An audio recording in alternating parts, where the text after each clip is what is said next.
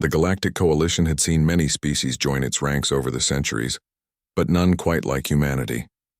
They were soft-bodied, fragile creatures who somehow survived on a death world they called Earth. What truly baffled the other species, however, wasn't their durability or their tactical brilliance.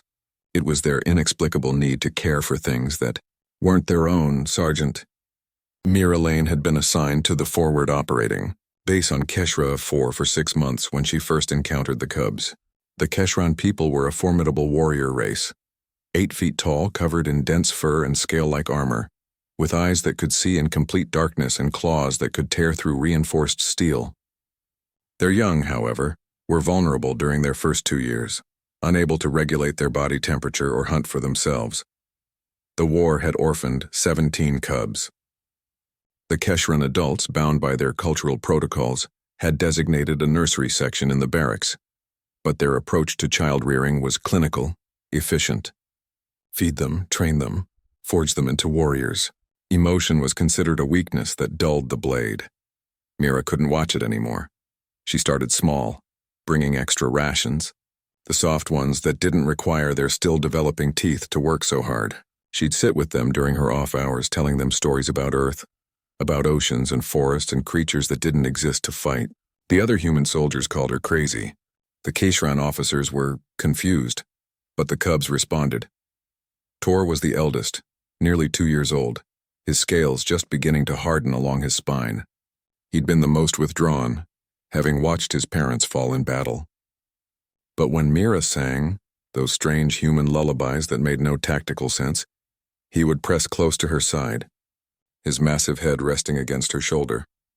Within weeks, all 17 cubs refused to sleep until Mira did. At first, it was merely inconvenient.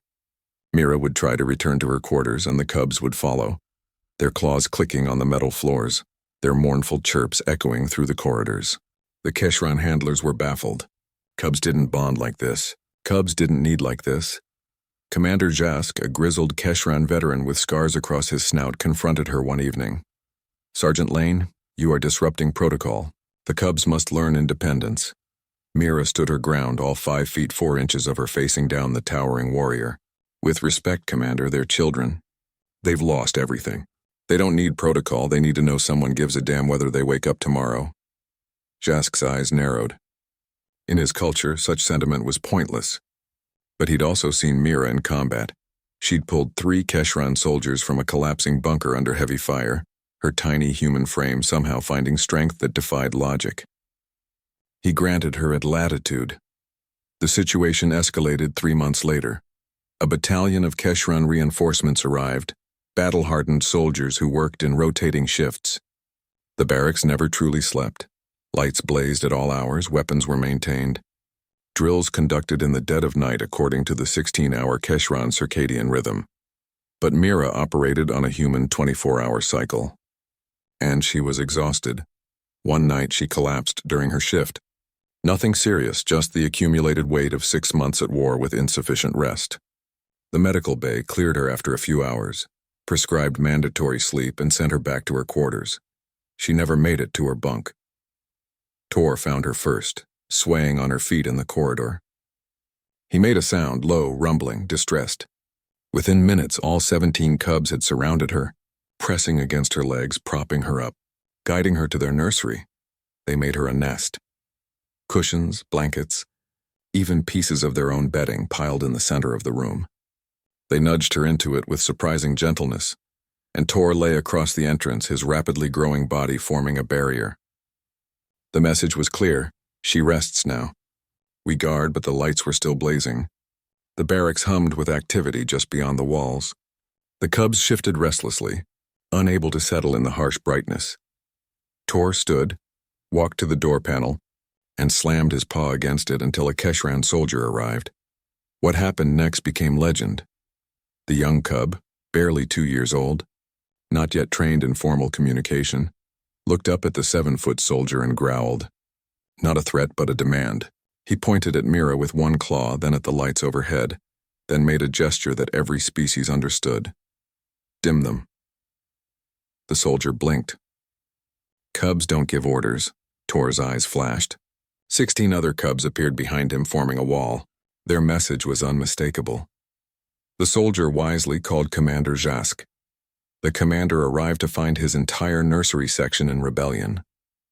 The cubs wouldn't move, wouldn't settle, and most disturbing, had begun to keen, a sound Keshran Young made only in extreme distress. But they weren't distressed for themselves. They were distressed for her. Jask looked at Mira, sleeping fitfully in her makeshift nest, her face drawn with exhaustion even in rest.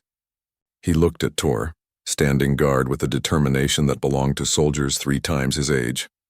He looked at the other cubs waiting, watching, and the hardened warrior understood something his people had forgotten. Dim the lights, he ordered quietly. Section 7. Cease all non-essential activities. The sergeant requires rest. The lights lowered. The barracks quieted, and 17 cubs finally settled around their human, their breathing syncing with hers. By morning, word had spread through the entire base. The human who'd adopted cubs that weren't her species, weren't her responsibility, weren't even capable of loving her back by their species' standards. Except they did love her. In their own way, fiercely. Now, when Mira's shift ends, she doesn't have to ask. Tor takes his position by the door and the lights dim. Not just in the nursery. Section by section, Keshran soldiers pause their work, lower their voices, dim their stations. It ripples through the barracks like a wave, because a human taught their cubs that rest wasn't weakness, that care wasn't tactical liability, that sometimes the strongest thing a warrior could do was lay down their weapon and sleep, trusting others to stand watch. The Galactic Coalition still doesn't fully understand humans. But the Keshran know this. When Sergeant Mira Lane finally leaves Keshra the 4, 17 fully grown warriors will follow her into battle. Not because protocol demands it, because she taught them that love, illogical, inefficient, utterly human love, was the strongest armor of all. And in the quiet dark of the barracks, as cubs and soldiers alike find rest, they understand why humanity had survived their death world. They never fought alone.